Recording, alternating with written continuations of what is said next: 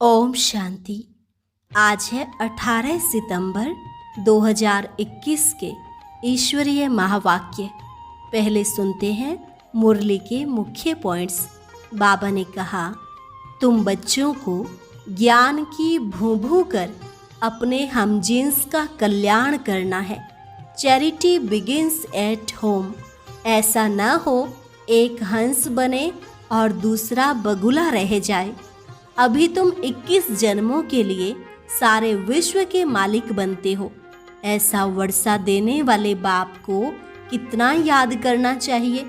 फिर कहा, सवेरे सवेरे उठकर शिव बाबा को बहुत प्रेम से याद करना है। सारा दिन तो घर या धंधे धोरी में ही उलझे रहते हैं। अंदर में अपने से बातें करनी है, बाबा आप कितने मीठे हो। आपकी याद से हमारे विकर्म विनाश होते हैं। हम आपसे पूरा वर्षा लेकर ही छोड़ेंगे। अब हमको तमो प्रधान से सतो प्रधान जरूर बनना है। फिर देखना चाहिए आज सारे दिन में हमने बाबा को कितना याद किया। भोजन बनाते भी याद में जरूर रहना है। आगे बाबा ने कहा, जो बच्चे अच्छी सर्विस करते हैं मैं उनको याद करता हूँ, क्योंकि मेरे मददगार हैं। जो बहुतों का कल्याण करते हैं वह मुझे प्यारे लगते हैं। तुम गृहस्थ व्यवहार में भी रहो, लेकिन युक्ति से चलो। कोई भी हालत में याद की यात्रा को नहीं भूलो। ऐसे तीव्र वेग से कोई पुरुषार्थ में लग जाए तो बाप की याद भी रहेगी और आयु भी बढ़ेगी। और लास्ट में बाबा ने कहा, हे बच्चों, मैं तुमको जो सुनाता हूँ वही सुनो। मुक्ति जीवन मुक्ति के लिए और कोई की बात नहीं सुनो। तुम मुझ पतित पावन बाप को बुलाते आए हो। अब मैं आया हूँ तो श्रीमत पर चलना चाहिए ना। अपनी अवस्था को जमाना है। अब सुनते हैं महावाक्यों को विस्तार से। मुरली का सार। मीठे बच्चे, चैरिटी बिगिंस एट होम। अपने परिवार वालों को ज्ञान सुनाओ। अपने हमजिन्स का कल्याण करो। प्रश्न, किस श्रीमत का पालन करने वाले बच्चे अपनी अवस्था को एक रस बना सकते हैं? किस श्रीमत का पालन करने वाले बच्चे अपनी अवस्था को एक रस बना सकते हैं? उत्तर, अवस्था को एक रस बनाने के लिए बाप की श्रीमत है। बच्चे रोज सवेरे सवेरे उठ बड़े प्यार से बाप को याद करो। अपने को आत्मा समझो और बाबा जो सुनाते हैं उसे सुनो।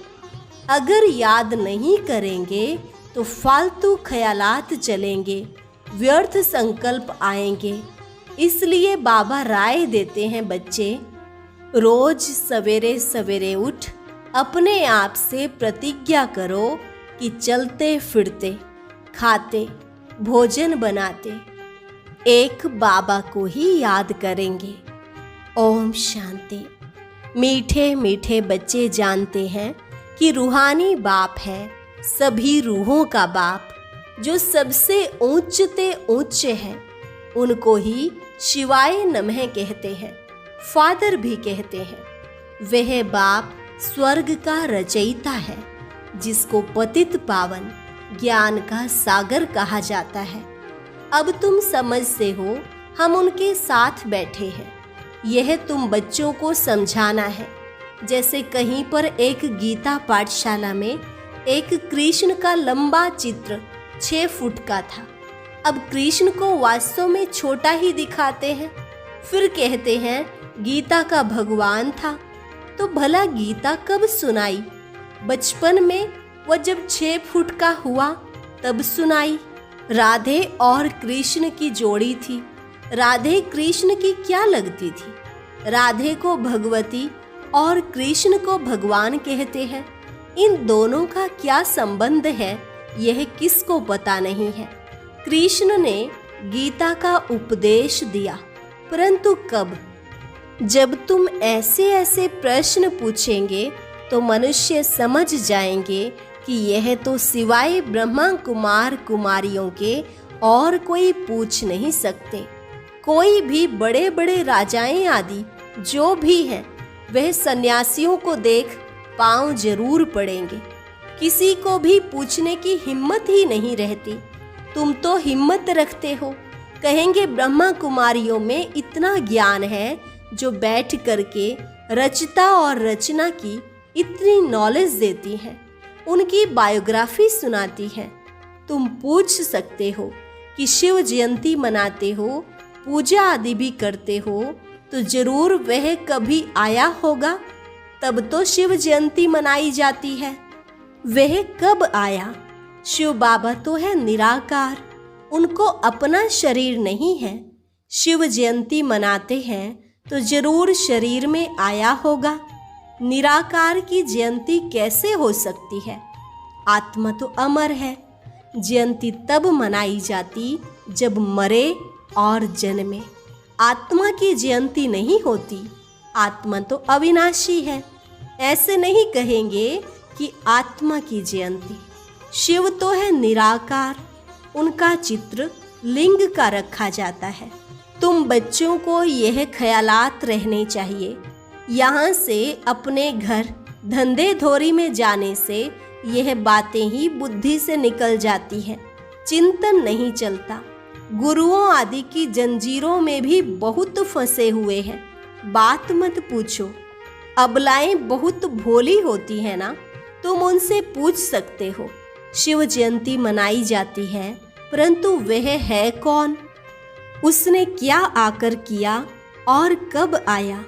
जयंती माना ही बर्थ। निराकार शिव का बर्थ मनाया। वह निराकार है तो उसका फिर बर्थ कैसे मनाया जाता है? किस में आया? आत्मा शरीर में जाती है तो कहा जाता है बर्थ, जन्म हो गया।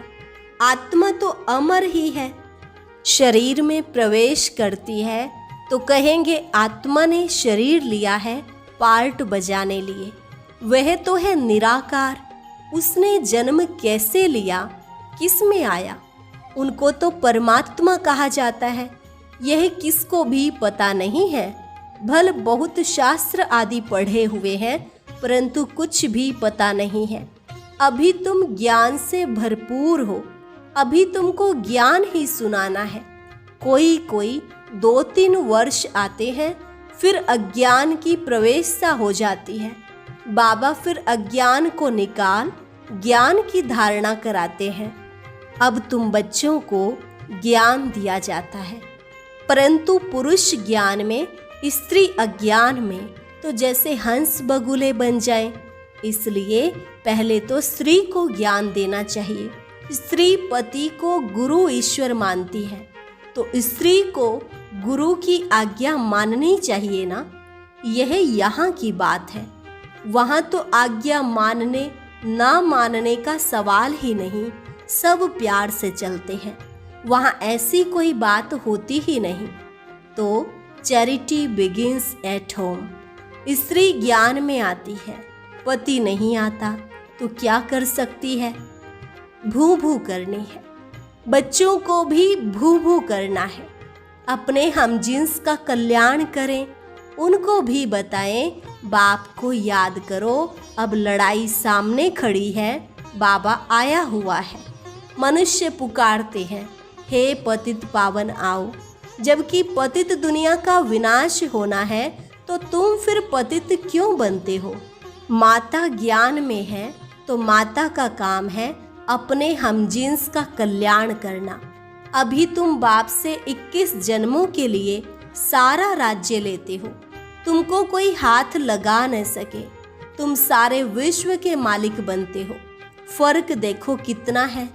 ऐसे वर्षा देने वाले को कितना याद करना चाहिए। यहाँ तो बहुत है जो सारे दिन में शिव बाबा को याद ही नहीं करते हैं। सारा दिन घर के धंधे धोरी के लफड़ों में ही रहते हैं। नहीं तो सवेरे उठ बाप को बहुत प्रेम से याद करना चाहिए। बाबा, हम आपसे प्रतिज्ञा करते हैं, आपसे हम वर्षा जरूर लेंगे। बाबा, आप कितने मीठे हो। आपकी याद से हमारे विकर्म विनाश होंगे। अंदर में अपने से बात करना, उसको विचार सागर मंथन करना कहा जाता है। बाबा, आपसे हम पूरा वर्षा लेकर ही छोड़ेंगे। अब हमको तमो प्रधान से सतो प्रधान जरूर बनना है, तब ही सतयुगी राज्य पाएंगे। बाबा, आपको हम निरंतर याद करेंगे। 63 जन्मों में हमने कितने पाप किए हैं, कितना सिर पर बोझा है, इसलिए बाबा हम आपको बहुत याद करते हैं। बाबा, हम खाना पकाएंगे, घूमने जाएंगे तो भी आपकी याद में रहेंगे। ऐसे ऐसे बातें करते प्रतिज्ञा करेंगे तो विकर्म विनाश होते जाएंगे। बाबा, हम भोजन बनाएंगे तो आपकी याद में हमको सतो प्रधान जरूर बनना है। पता नहीं कल शरीर छूट जाए तो हम सतो प्रधान बनेंगे ही नहीं, मौत का डर है ना। बाबा, हम जीते जी आपसे वर्षा जरूर लेंगे। फिर देखना चाहिए कि आज के सारे दिन में हमने कितना याद किया। कोई भी हालत में याद की यात्रा में जरूर रहना है। गृहस्थ व्यवहार में भी रहना है, युक्ति से चलना है। ऐसे ऐसे तीव्र वेग में पुरुषार्थ में लग जाएं तो याद भी रहेगी और आयु भी बढ़ेगी। भविष्य में तुम्हारी आयु बढ़ेगी। याद नहीं करेंगे तो पद भी कम हो जाएगा।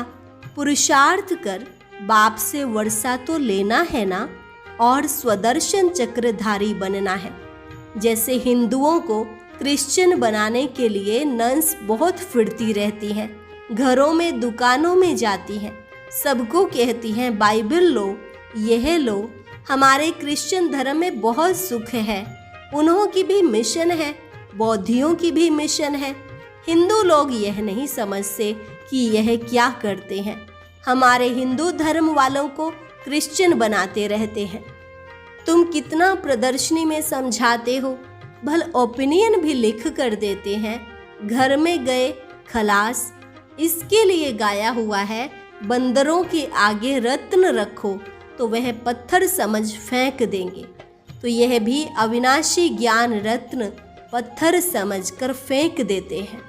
यह भी कुछ समझते नहीं। हाँ, जो इस धर्म वाले होंगे उन्हों को ही टच होगा। बात बहुत सहज है। बाप स्वर्ग का रचयिता है। बाप भारत में आते भी एक बार है। बाप कहते हैं, तुम मुझ पतित पावन बाप को बुलाते आए हो, अब मैं आया हूँ तुमको स्वर्ग का मालिक बनाने। तुम कहते भी हो हम इस भ्रष्टाचारी सृष्टि को श्रेष्ठाचारी बनाकर ही छोड़ेंगे। अभी तो सब नरकवासी हैं। तुम अभी शिव बाबा की श्रीमत पर हो। शिव भगवान वाच, मैं तुमको स्वर्ग का मालिक, राजाओं का राजा बनाता हूँ। गीता में बड़ा अच्छा लिखा हुआ है, कहते हैं मैं इन साधुओं का भी उद्धार करने आता हूँ। तो यह उन्हों को भी सुनाना चाहिए ना। पुकारते भी हैं पतित पावन सीताओं के राम। अब इसका अर्थ भी समझते नहीं। सब हैं भक्तियाँ अथवा सीताएं। वह पुकारती हैं, हे राम, आकर हम सीताओं का उद्धार करो। फिर कहते हैं रघुपति राघव राजा राम। वास्तव में राजा राम की बात नहीं, मुख्य भूल है यह जो शिव के बदले श्री कृष्ण का नाम डाल दिया है। पूछना चाहिए कृष्ण व राम को काला क्यों दिखाया है। सतयुग त्रेता में है ही सुंदर, फिर श्याम होते हैं। पहले है गोल्डन एज, फिर सिल्वर एज, फिर कॉपर आयरन एज, इस समय है आयरन एज। गोल्डन एज थी तो कितना मान था, तो युक्ति से जाकर समझाना चाहिए। वह कोई इतना जल्दी अपना हठ नहीं छोड़ेंगे। झाड़ की आयु बड़ी होती है तो झाड़ जड़जड़ी भूत अवस्था को पाता है। आयु तो इस दुनिया की भी है ना, नई दुनिया और पुरानी दुनिया। ओल्ड माना कलयुग, तमो प्रधान दुनिया। इसमें एक भी सतो प्रधान हो नहीं सकता। अब तमो प्रधान को खलास होना है। नई दुनिया कौन स्थापन करेंगे? वही बाप। ऐसे नहीं कि प्रलय होती है। बाप को पुकारते ही तब है जब पतित हो जाते हैं, फिर कहते हैं आकर पावन बनाओ। आएंगे तो जरूर पुरानी दुनिया में, पतित पावन कहते हैं तो जरूर अंत में ही आएंगे। खुद कहते हैं मैं कल्प कल्प कल्प के संगम युगे आता हूँ पावन दुनिया बनाने। अभी है संगम, अभी बाप सबको सदगति में ले जाते हैं। तो ऐसे बाप की श्रीमत पर चलना चाहिए ना। अपनी अवस्था को जमाना है। सवेरे उठकर बाप को याद करना चाहिए। अपने को आत्मा समझना है। यह शरीर के ऑर्गन्स हैं। बाप कहते हैं हे बच्चों, मैं तुमको जो सुनाता हूँ वह सुनो। मुक्ति जीवन मुक्ति के लिए और कोई की बात नहीं सुनो। परम धाम से बाप आए हैं पावन बनाने। फिर तुम पुराने शास्त्रों को क्यों याद करते हो? भक्ति करते ही इसलिए हो कि भगवान मिलेगा। वह तो सर्व का सदगति दाता बाप है ना। बाप के सिवाय यह नॉलेज कोई दे न सके। इन लक्ष्मी नारायण को भी यह राज्य कैसे मिला? आत्मा के लिए कहते हैं वह बिंदी है, चमकता है अजब सितारा। बाप समझाते हैं तुम मुझे कहते हो परमात्मा सुप्रीम सोल। लौकिक बाप को कभी परमात्मा कहेंगे क्या? परमात्मा जो परम धाम में रहते हैं उनको कहते हैं सुप्रीम सोल। वह तुम्हारा बाप है। वह आकर इसमें प्रवेश करेंगे। गुरु शिष्य के बाजू में बैठेगा ना। यह बातें कोई शास्त्रों में नहीं है। अभी तुम जानते हो वह हमारा बाप है। 5000 वर्ष पहले भी बाप ने योग सिखलाया था कि मुझे याद करो और विष्णुपुरी को याद करो। तो जरूर संगम में ही कहेंगे। सतयुग में था एक धर्म, तो जरूर फिर एक धर्म होगा ना। इतने धर्म सब विनाश हो जाएंगे। यह टाइम वही है। बाप कहते हैं मुझे याद करो तो मैं तुमको विश्व का मालिक बनाऊंगा। बाप की याद से ही तुम तमो प्रधान से सतो प्रधान बनेंगे। बाप कहते हैं जो बच्चे अच्छी सर्विस करते हैं मैं उनको याद करता हूँ, क्योंकि मेरे मददगार हैं। बहुतों का कल्याण करते हैं तो वह मुझे प्यारे लगते हैं। तुमको तो एक बाप ही प्यारा लगता है जिससे वर्षा मिलता है। इसलिए तुम बच्चों को अच्छी रीति पुरुषार्थ करना पड़े। याद की यात्रा में रहना है। बहुत फालतू ख्यालात भी आएंगे। भक्ति मार्ग में अपने को मारते भी हैं। हमको शिव का दर्शन हो। बहुत मेहनत करते हैं दर्शन के लिए। यहाँ तुम समझते हो बाप की याद से पाप कट जाएंगे और 21 जन्मों के लिए वर्षा मिलेगा। दर्शन होने से कोई पाप नहीं कट जाते। बाप जो विश्व का मालिक बनाते हैं उनको तो बहुत प्रेम से याद करना चाहिए। अभी तुम्हारी बुद्धि में है कि हम क्या बन रहे हैं। दूसरे जन्म में हम यह जाकर बनेंगे। यह कॉलेज ही है सतयुग का प्रिंस प्रिंसेस बनने का। बाप आकर धर्म के साथ डीटी किंगडम भी स्थापन करते हैं। अच्छा, मीठे मीठे सिकिलधे बच्चों प्रति माता पिता बाप दादा का याद प्यार और गुड मॉर्निंग। रूहानी बाप की रूहानी बच्चों को नमस्ते। रूहानी बच्चों की रूहानी बाप दादा को नमस्ते नमस्ते, गुड मॉर्निंग। धारणा के लिए मुख्य सार। पहली पॉइंट, बाप ने मुक्ति जीवन मुक्ति के लिए जो भी ज्ञान की बातें सुनाई है वही सुननी और धारण करनी है। बाकी सब भूल जाना है।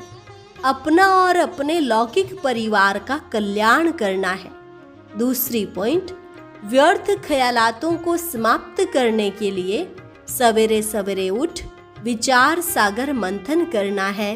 याद की यात्रा में लगे रहना है। वरदान: तीनों कालों को सामने रख, हर कार्य में सफल होने वाले सदा विजयी भव। तीनों कालों को सामने रख, हर कार्य में सफल होने वाले सदा विजयी भव। लौकिक रीति में भी जो समझदार होते हैं वे आगे पीछे सोच समझकर फिर कदम उठाते हैं। ऐसे यहाँ भी आप बच्चे जब कोई कार्य करते हो तो पहले तीनों कालों को सामने रख कर फिर करो। सिर्फ वर्तमान को नहीं देखो, बेहद की समझ धारण करो और विजयीपन के निश्चय के आधार पर व त्रिकालदर्शीपन के आधार पर हर कर्म करो व हर बोल बोलो, तब कहेंगे अलौकिक व असाधारण। स्लोगन: हद के किनारों को छोड़, एक बाप को सहारा बना लो तो पार हो जाएंगे। हद के किनारों को छोड़, एक बाप को सहारा बना लो तो पार हो जाएंगे।